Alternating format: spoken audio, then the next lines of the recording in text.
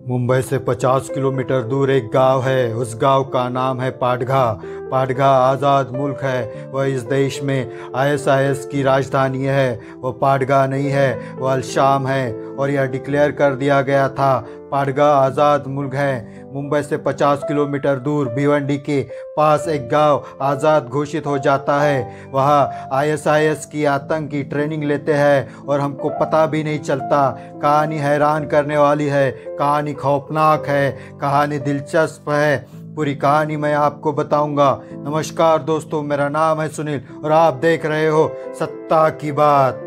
आज से करीब 2 हफ्ते पहले की बात है। अचानक मुंबई से 50 किलोमीटर दूर कोंकण की ओर बढ़ेंगे तो एक भिवंडी इलाका आता है और भिवंडी के पास एक छोटा सा गांव है, नाम है पाटगा बोरीवली। उस गांव में 90% मुस्लिम आबादी रहती है। अचानक सुबह सुबह 20 गाड़ियां धड़ाधड़ आकर रुकती है। उसमें 400 पुलिस के जवान सिविल ड्रेस में उतरते हैं। पूरे गांव की छापेमारी शुरू होती है और उन पुलिस जवानों के साथ एनआईए के अधिकारी है। और जब छापेमारी चलने लगी तो उस गांव से क्या निकलता है?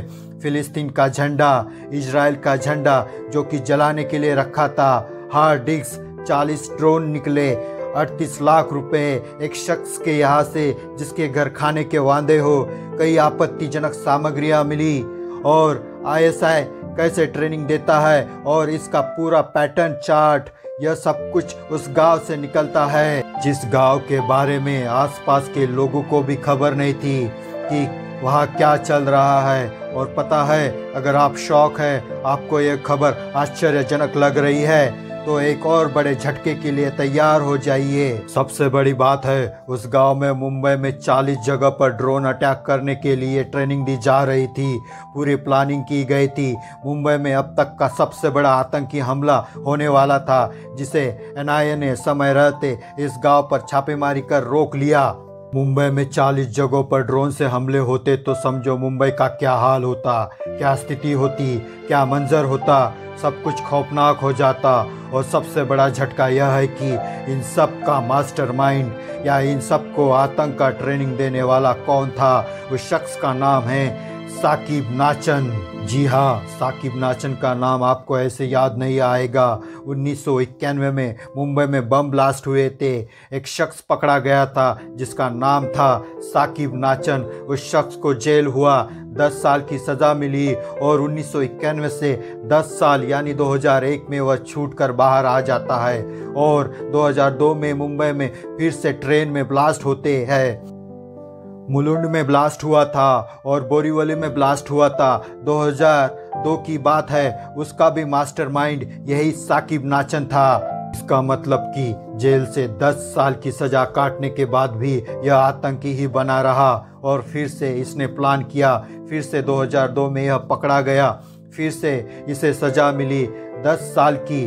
2017 में यह फिर बाहर आ गया और 2017 में बाहर आने के बाद 2023 के अंत में यह मुंबई में एक बहुत बड़े आतंकी हमले की प्लानिंग कर चुका था। ड्रोन से ट्रेनिंग दी गई थी, 40 जगह पर हमले की योजना थी। आप सोचिए कि अगर एनआईए ने नहीं पकड़ा होता तो क्या हो सकता था, कितना बड़ा अटैक हो सकता था। लेकिन सवाल यह है कि साकिब नाचन वो चीज़ क्या है?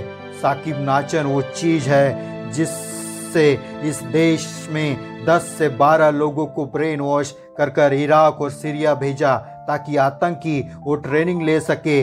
साकिब नाचन वो शख्स है जिसने इस देश में, भारत के अंदर आईएसआई की एक्सीडेंट राजधानी बनाने की साजिश रची और एक गांव को राजधानी बना भी लिया।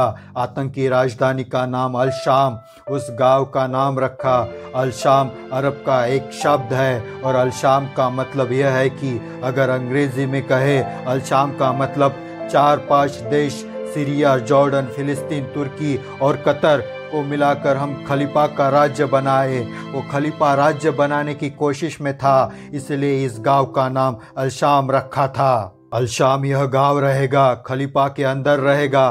भारत के महाराष्ट्र के कोंकण का एक गांव है। लेकिन अब एक बड़ा सवाल है। बड़ा सवाल यह है कि once a terrorist always a terrorist. अगर आप सोचते हैं कि खूंखार आतंकी 5-10 साल की जेल की सजा काटने के बाद वह शरीफ और मौलाना बन जाएगा तो सबसे बड़े धोखे में है। साकिब नाचन एक ज्वलंत उदाहरण है। 1991 में बम ब्लास्ट में पकड़ा गया, 2001 में छूट गया, फिर 2002 में बम ब्लास्ट करता है, फिर छूट जाता है, 2017 में फिर मुंबई बम ब्लास्ट की प्लानिंग करता है। सवाल इस देश के कानून और इस देश के न्यायपालिका से भी है। इतना खूंखार आतंकी बार बार कैसे छूट जा रहा है?